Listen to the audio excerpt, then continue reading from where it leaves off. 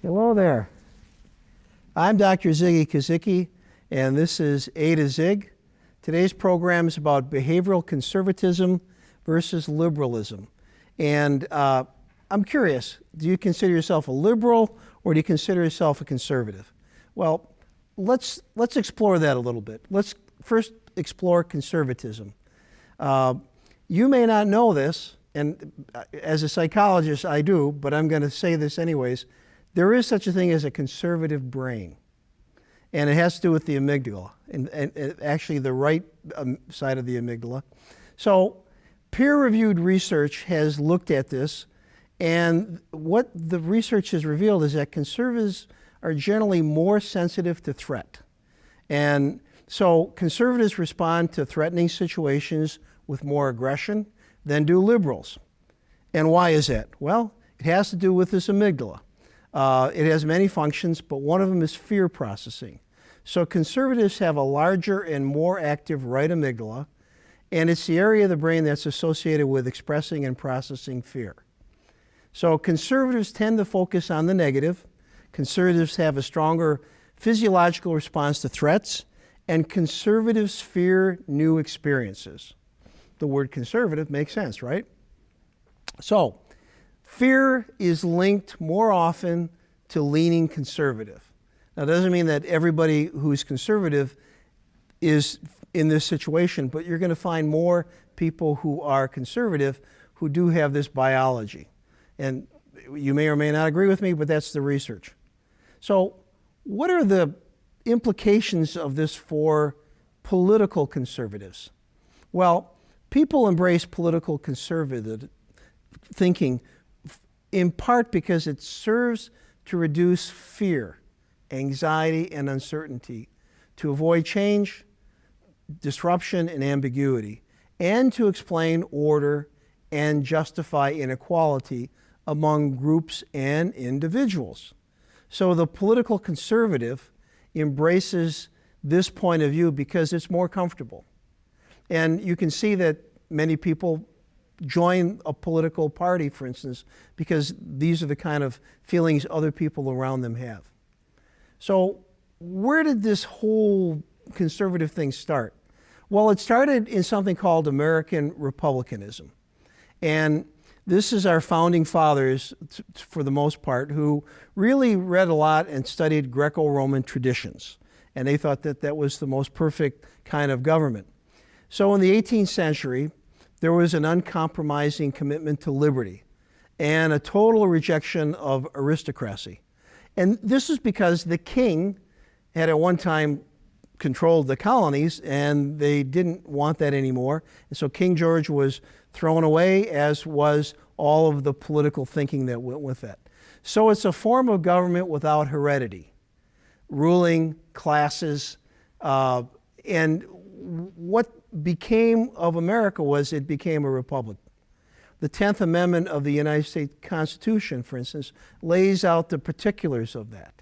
And so the founding fathers, in designing the Constitution, wanted a new kind of republicanism, a republic. And the conservative American principles that went into that were Greco-Roman and Judeo-Christian. Greco-Roman because the founding fathers studied the Greco-Roman traditions, Judeo-Christian because most of them came over from Europe where Judeo-Christian thinking was prevalent. And so those two things combined to form the laws as well as the codes and the traditions and the way people think about one another. So the worth of an individual really fell into this Greco-Roman Judean Christian thinking. And as we have moved forward from that, we see that some of the economic principles that went with it continued along that line. American classical liberalism was what it was called in its day. And you might say, wait a minute, you're confusing me. Conservatives were liberals? Yes. In their day, when they broke away from the king and they broke away from the aristocrats and formed this republic, they were considered liberals. And they were classical liberals because they were borrowing on the Roman Greco thinking, the city-states, the Roman Senate, those kinds of things. So when the political people formed the economic theories, you find people like John Locke and Adam Smith promoting a certain kind of civil liberties under the rule of law. The emphasis on economic freedom was in particular what they promoted more than anything else. And you have to keep in mind that most of the founding fathers were landowners or merchants, and they were in business for some reason or another. And so equality is a core value of American classical liberalism, which is what later became the conservative thinking of our time. So if we think about the modern conservative, everybody probably points to this guy, Ronald Reagan. And he talked about American exceptionalism. And it's interesting how he framed it. Some people say, you know, he talks about a city on a hill, which goes back to the Bible. But what he really was promoting was this idea that America was a promised land, and that any person with courage, with a desire to tear up their roots, to strive for freedom, to attempt to dare to live in a strange and foreign place, was welcome in America, welcome here. And basically, he promoted this whole idea that American exceptionalism involved this kind of transition from other places to this country. So again, we also had the conservative American family values, the judicial Christian values that were there. Judeo-Christian values still exist in America today, and they coexist, even though they, at some times or another, have clashed. So what did the economic theorists and promoters of their day come to terms with? Well, they looked at supply and demand, and they went into this idea of a demand economy. Free trade is predominantly advocated in this, and laissez-faire economics, which means keep your hands off my business, keep your hands off my business, we'll figure out what to do. We still have a lot of that around. When they talk about the market, this free market idea still exists, but we'll talk about how it's changed in just a little bit. So one of the things that the early colonial people were much interested in was restricting imports from other countries. They wanted to build a base of American manufacturing and businesses, and they had been importing things from other countries for a long time, and they wanted to break that. And so protectionism came into play, and there were restrictions on imports. And that's been a part of the American tradition for a long time. They also looked at natural law.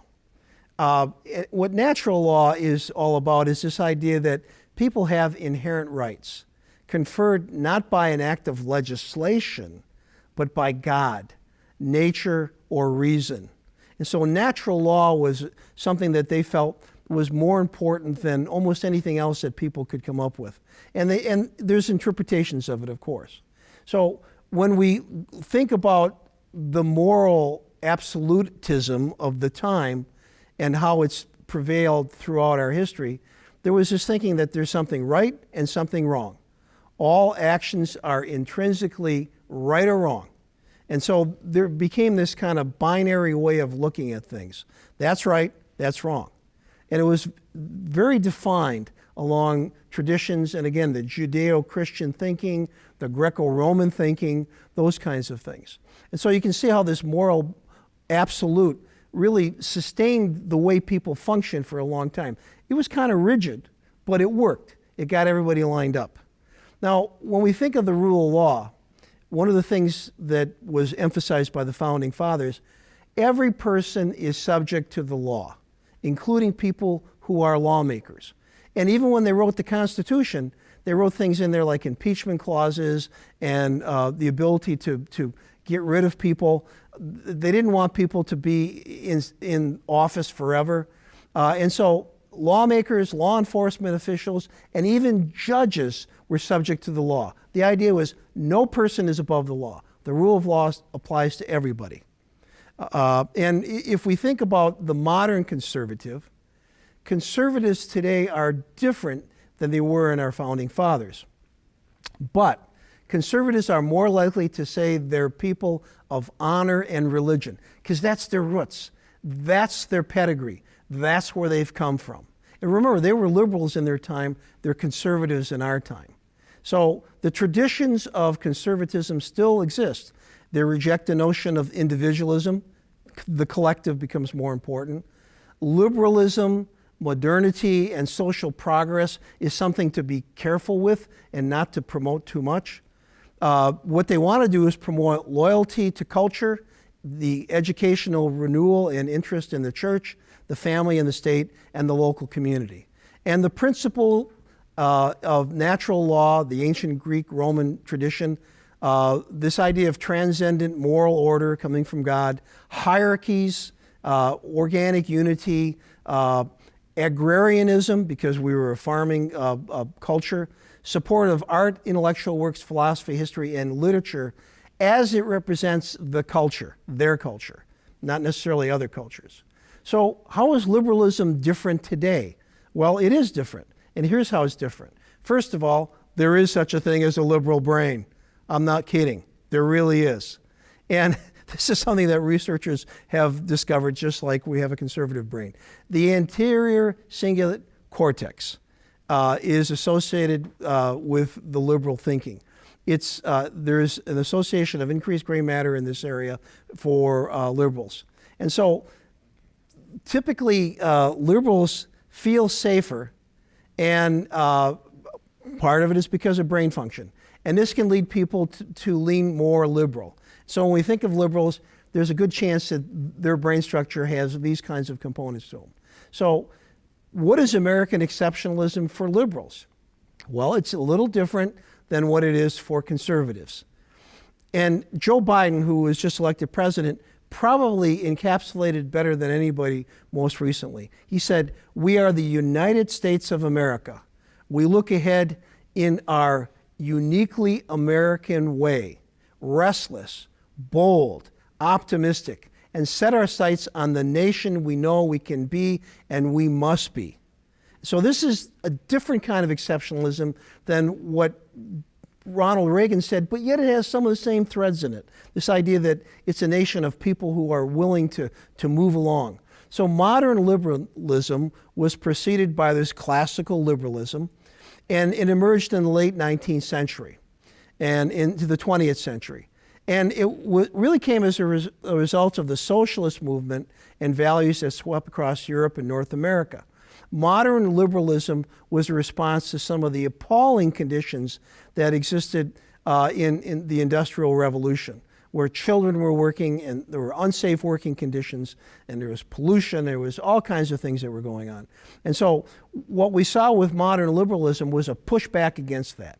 And one of the democratic liberalism doctrines is a belief in social equality, or the right of all people to participate equally in politics. And so there was this push towards everybody getting involved. Liberals have established a strong identification with freedom of speech and freedom of thought. And they advocate it in all circles, including the political circles. So when we think of modern liberalism, you have to think of Franklin Delano Roosevelt. He endorsed a market economy that was regulated. And part of the reason was there was a collapse, the Great Depression. And he saw that unfettered capitalism led to boom and bust, and in particular to terrible times, and he decided he was going to solve it. And so under social liberalism, the common good is viewed as harmonious with the freedom of the individual. He basically said, yeah, you can have your individual freedom, but we're going to regulate some of this stuff because it gets out of control. He was heavily influenced by John Maynard Keynes. Keynesian theory allows for increased government spending during recession times. It's also calling for government to restrain itself during rapidly growing economies. We see that boom or bust thing taking place right now. This prevents the increase in demand that spurs inflation. It forces government to cut deficits and save for the next down cycle in the economy. And America is somewhere in that idea of not having too much control, like maybe North Korea, but having some control so that things don't get out of control, basically. So the economy is regulated by a number of forces. So when we think of how this is interpreted in terms of family values, which is important to liberals, workers in the United States are seen as needing to have paid family leave. paid sick time, and paid vacations, things that the modern liberals brought about.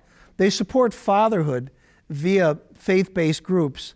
They expanded family and medical leave laws and ended the marriage penalty that existed and improved child care and moved to fully fund Head Start. And so those are some of the platforms that the modern liberals have engaged in over time. We also know that the regulated market is still here. We have different people now. Elizabeth Warren, for instance, would be one of those actors. A regulated market where the government or other organizations oversee the market, control the forces of supply and demand, and to some extent, regulate the market actions.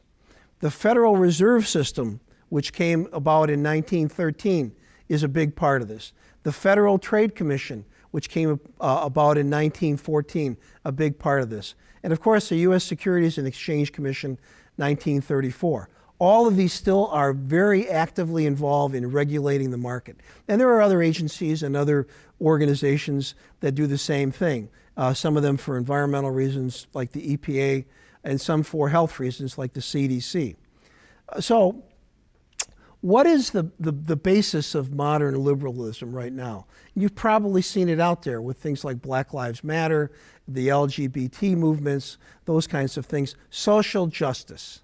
The idea that race, gender, age, sexual orientation, religion, nationality, education, mental or physical ability should not be something that people discriminate against. That there should be openness and acceptance of people no matter where they fall in the continuum of these categories. This is a challenge, of course, for some people, but for liberal thinkers today, it seems to fit very nicely. And remember, the liberal brain is not as threatened, doesn't have the fear factor built into it, so change and changes about the world that they see is not as threatening as it is for conservatives. Now, I'm not saying all conservatives are afraid of this, but we would have to say that it is a feature of conservative thinking. So if we think of moral liberalism, it fights with a number of things. One of them is this idea of right and wrong. And of course, if everybody gets to decide what right and wrong is, we're going to be all over the place. We're not going to have a compass. So what liberal thinkers in modern liberalism have looked at is this idea that a person's values rest on the experience that vary from person to person. However, morality needs a common framework to advance the self-interest of each person. And responsible and cooperating members of a group need to work together to make sure that this happens. And again, this idea of cooperating members is a big part of moral liberalism. And so it draws in people into a coalition in many cases. Liberal rule of law is also often contested in the court systems and in the Supreme Court, and it really focuses on a number of things. The first thing is that a citizen must not fear another citizen. Liberty depends on this. There's a federalist thinking of separation of powers and checks and balances that must exist. There is an establishment of religious freedom. And it doesn't mean that everybody has to be Judeo-Christian. The idea of religious freedom is that pick your religion and you can establish it as your religion for your family and for your faith group. Equal distribution of property. And this is something that gets kicked around quite a bit. This whole idea of having enough distribution of wealth so that everybody can benefit from it. Freedom of speech and freedom of thought. Those are the kinds of things, and the whole idea of equality gets talked about a lot by the modern liberals. And sometimes this, of course, engages all kinds of confrontations. But remember, the classical liberals of our founding fathers probably had the same experiences when they were pushing their ideas. So a liberal today is more likely to describe themselves as compassionate and optimistic. And keep in mind that when you meet liberals, that's how they come across. So is there a common ground between liberals and conservatives? There is. There really is. Now, it may seem less possible, but here's the commonality. Both claim that life is important. Of course, this gets interpreted differently, but life is important. And the protection of life becomes centered to both groups. Liberty is important. And remember, liberty means different things to different people, but the idea of having freedom, freedom to make choices, economic choices, freedom to live where you want to and be safe, those kinds of things. The idea that property is important. Property is a way to obtain wealth and to hold it. And so the idea is everybody should have some property. And of course, the rule of law. And the rule of law is central to this whole thing. Not just the rule of law, but keep in mind that this idea that no one is above the law. Everybody must, to some degree, come in compliance with the rule of law. And it doesn't make a difference if you're rich or poor. The rule of law is supposed to be blind justice and serve everybody in a similar way. So we've looked at how conservatives and liberals are different, and we've looked at how they're the same. Now let me explore that a little bit in closing here. First of all, Americans are made up of people from all over the world. And so there is a diversity. And when this country was founded, it was primarily made up of people from Europe. Right now, what we're seeing in this country is a drift towards a more diverse population. And as a result of that, more cultural competence is required of people. What does that mean? It means you have to learn how to get along with people who don't necessarily think exactly like you, may have a different religion, they may be brown, or they may be black, or they may be gay, whatever, but they're divergent. 57% of the American population right now is divergent from what our founding fathers were. And that is one of the reasons that we've seen this panic that has taken place in the conservative establishment, and why people are buying guns, getting more Bibles, and grouping up with one another and saying, hey, what are we going to do about all these other people that are around? They're not like us at all. What are we going to do? Yeah, that's what's happening in America. That's not a bad thing, but it is something that people need to deal with. Now, how are you going to deal with it? Well, if you're a conservative and fear and negative thinking pop up right away, you're going to have to learn how to curb that. You're going to have to learn how to deal with your inner fears, because the people you're afraid of really have the same values in many ways as you do. They want the same things. They may be more liberal, which means that they're maybe less fearful of things, less fearful of change, less fearful of others than you are. And that might alarm you. And you might want to band with others like yourself, but in the long run, that's a mistake. Look at the American demography right now. Most of the urban populations are diverse. Where is the wealth in America right now? It's not in rural America, it's in urban America. Almost all of the cities in America are slowly becoming urbanized by diverse people. You look at the mayors and the representatives in cities, they're a very diverse group. A lot of black mayors, a lot of black representatives, and the wealth in America is in the urban settings. Poverty exists in rural settings because people who have moved there many times moved away from the urban center for one reason or another, but now they find themselves inculcated in kind of a white environment. And by white environment, I mean they're looking at people that look like themselves. And this is a very difficult thing to take place. I want to close with this. I want you to think about this. Whether you like it or not, people are going to move into rural America who are diverse. They're not there yet, but they're coming. And you're saying, where are they coming from? The cities? Now, climate change is going to redistribute populations all over the world. And many of the people who are living in the southwest, southeast are going to move north. They're going to move into rural areas. They're going to move away from areas that are hot and don't have water and can't supply what is necessary for them. So what is going to happen in America over the next 10 or 15 years is it's going to become more diverse. It's going to become less white. It's going to look more like the urban centers. And so what I'm saying to you is, don't buy a gun. Instead, develop an attitude of tolerance. Develop an attitude of cultural competence. The gun isn't going to do you any good anyways, because these people aren't looking to cause any trouble. They want to get along with you. And so in closing here, conservatism versus liberalism is all in your head. So take care of it, and we can all get together and live a better life. I want to remind everybody, hey, please, wear your mask. This epidemic's going to get worse before it gets better. If you really want to live to see next year, this is one way to get there. Thank you very much. This has been A to Zig. See you the next time around.